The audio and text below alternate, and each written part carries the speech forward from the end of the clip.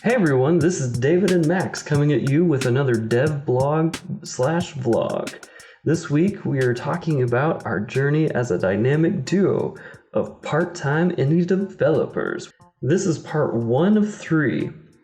We originally were going to do this is one whole, but we just got so into it that we're going to have to split it up into a couple of parts. So a little bit about our background. So me and Max, we went to this awesome place. It's called the Savannah College of Art and Design. SCAD for short. Indeed. We worked on a couple of projects together, and really just kind of enjoyed each other in the classes that we did have. Oh yeah. I think that was like one of the. I remember you kind of reaching out to me last June, and you were like, "Hey man, let's like, what are you doing?" And I was like, "Oh, just doing." And you're like, "Same here. Let's create a game." I was like, "Let's do it." I'm paraphrasing, of course, but it went down something kind of like that. Oh, absolutely. That's a good summary right there. And of course we had some good synergy with so we worked on a global game jam game called Breaking Joe. And if you guys have never participated in a global game jam and you want to be a game developer, totally check that out. That is a lot of fun. We also worked on another game. This was actually for class at SCAD called Uber Rocket, where you are you're a scientist during World War II that's being attacked by a bunch of robots. You must scavenge their destroyed robot bodies for your launching of rockets. Back to the time when I was like, "Hey, I'm not a character developer or a designer, but yeah, I can do one in 6 weeks. I've only modeled like one semi character. I can model one in 6 weeks." Didn't work out the best. Like I think I managed to get it in like literally. I felt so bad for John because I sent it in like literally the last week, and I was like, "Hey, got the character done." He's like, "Thanks, dude."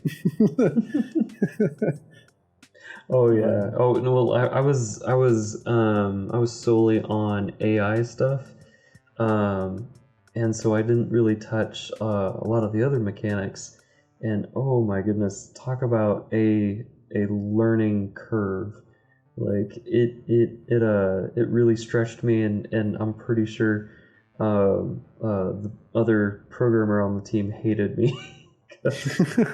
Hey man, you live and you learn. It was a good learning experience. That's what I got out of it. Oh, absolutely. Yeah, that's what college is all about. You learn. You're there to learn. I mean, you don't know, and that's why you're there. Oh yeah. So I guess we're going to go into a little bit of the journey, the team journey. Talk about some of the triumphs and struggles in the process of developmenthood. First off, like one of the things that like is the most predominant thing is that we really just build off of each other rather than like always having to be right. Whether like you have an idea or I have an idea, I think we're both pretty understanding. And I think we also phrase things in a way to where we're not being buttholes to each other.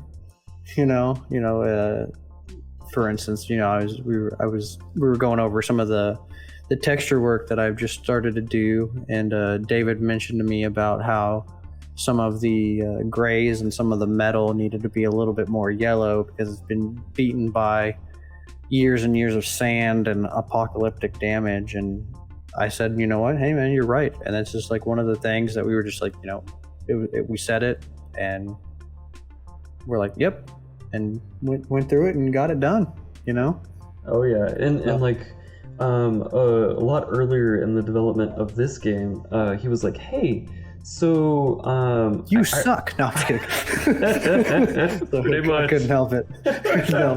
It was like, hey, it's really kind of a game-breaking thing to be flown off the edge of the map and just keep spinning and spinning and spinning in a never-endless death spin. And I was like, yeah, that's absolutely right. I really do need to be working on that. And so so I added that to my list of things to buckle down and get. And for the most part, that bug's been fixed. Oh yeah. I mean, I think it happens. It still happens, but it's very rare. I think it's like when like you hit like a vehicle like the exact right point, or like a asset at like the exact right point, and at that time, just hit R and reset. Oh yeah. This is just the way to go. One of the other things I think that we've done a good job at is like motivating each other. I know every week we have these work sessions set up where he and I just take some time, and we don't hit them all the time. Sometimes life happens and you just can't meet on a specific day. But I really think that has helped us through and got us to where we are right now. It's just those work sessions that we have done. I mean, even if it's just fixing, like you just fixed one problem during that work session, you got that done during that session, and it's a great feeling to have, like you're moving forward, because it's hard, man, being a game developer. Sometimes you don't see progress for weeks or months on end, and you kind of got to just push through those little down slopes to get to the up, the peaks.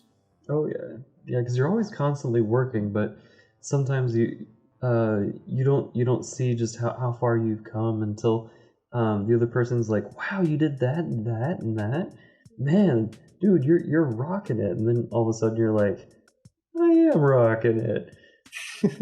That's right.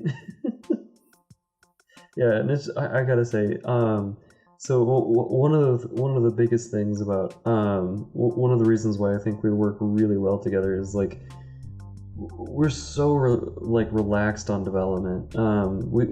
We've definitely worked with people in the past who have been very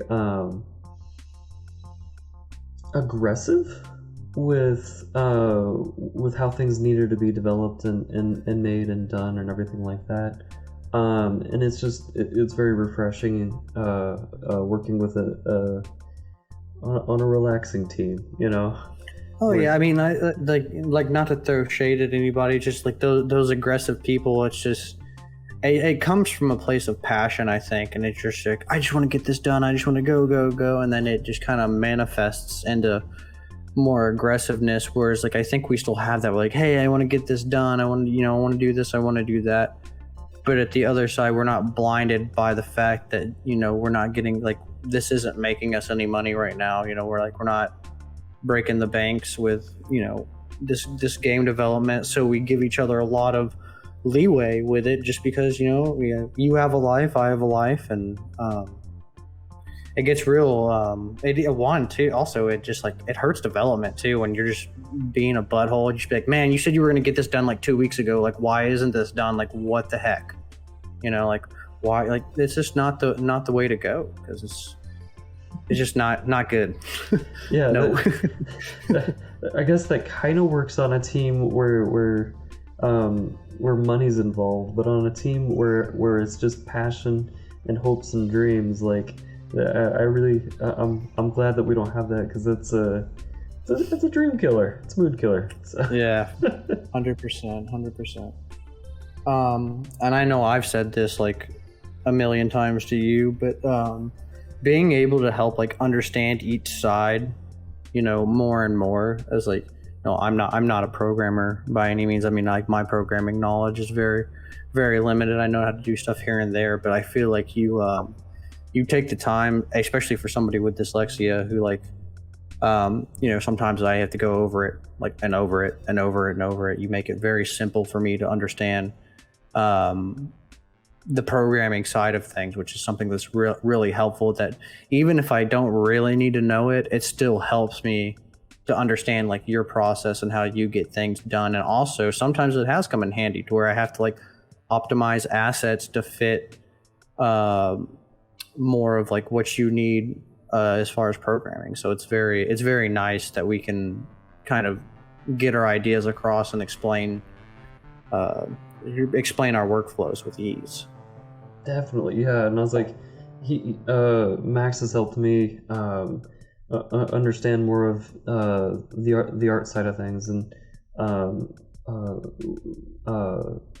because I mean we both went to college, but the thing is you kind of specialize if you're doing it right, and so you kind of miss out on some of the nuances, and he's definitely he's reinvigorated some of those things that I learned, and it's definitely been helpful because I'm always kind of trying to keep in my mind how to best show off his art skills, as he is with my what I've programmed, and so whenever he shows me what he's done, how he's done it, it really does help me to be able to understand a little bit better, understand a little bit more.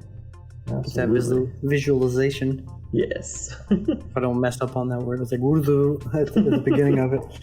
All right. Well, thank you everybody who's like tuned in and is listening. We're really excited about the future of Tanx of the Phoenix, man. I mean, I think this is really going to be an awesome game. I mean, obviously, we're making it, so. But I think we got something going here, and I just wanted to take a second to say thank you for everybody who's supported us so far. I mean, this is, we started out as like a little nugget of an idea, and just turned into something crazier than anything I ever thought it was going to be. So I'm really happy with our progress and our journey so far, and I hope you guys continue to tag along for the ride. Yeah, thank you guys so much for all the likes and everything like that. I can't tell you how much it means to us whenever we post a video and you're like, dude, I like that. Like it really helps us out.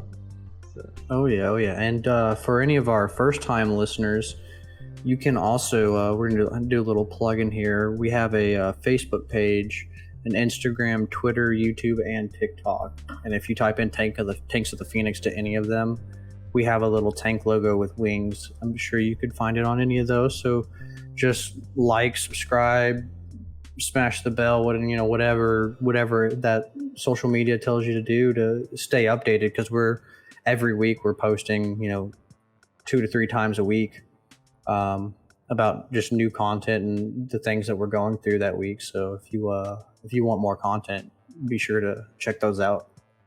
And that's Tanx with an X. Oh yeah. Thanks everybody. Of the Phoenix. Hey, Tanx y'all. Thanks. Bye-bye.